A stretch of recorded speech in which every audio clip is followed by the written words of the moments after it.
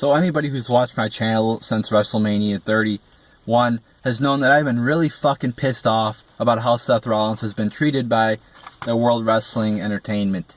But JR, Jim Ross, has a different viewpoint on it, and I want to cover his viewpoint on it and offer a rebuttal to his, in my opinion, horrible opinion.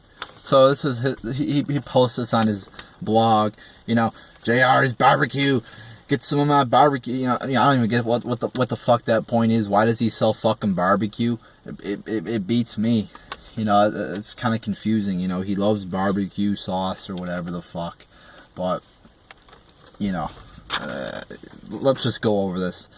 The point is not the barbecue sauce. The point is this. So he says, if Seth Rollins doesn't become the next it guy in WWE, it won't be for a lack of exposure. I'm a Rollins fan because I see some of the great HBK in him at times, plus I admire Rollins' work ethic.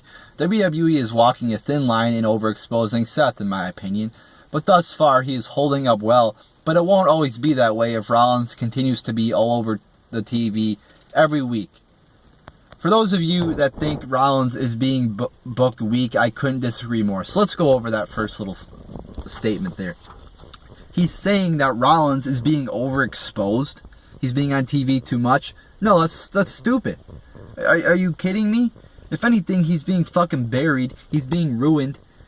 You know, the champion should be on Raw the most. Alright, let's get that straight. The champion should be, or at least, you know, up there with the most. You know, if you're the World Heavyweight Champion, whatever the fuck it's called now, you know, they call it different names all the fucking time. It's really confusing.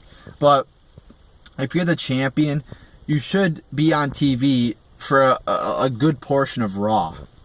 You know, and in my opinion, he's not overexposed. And then he's like, for those that think that Rollins is being booked weak, I couldn't disagree more. He says, heels of average size like Rollins are naturally vulnerable, which isn't a sign of weakness, but a sign of reality. A champion who is beatable, but has a chance, but has to cheat to win, is money. Always has been and always will be.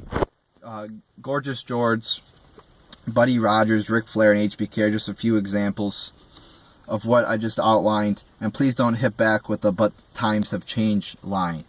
So this is again a retardation here,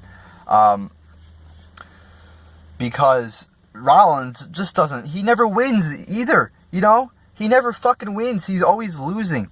So that really pisses me off there. That JR would make an absurd statement like that. I mean, it's one thing if you cheat to win, you know, but Rollins isn't even winning.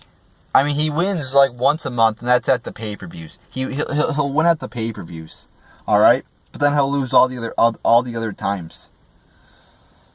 And when you look back at some of these guys he mentioned, you know, like Ric Flair, HBK.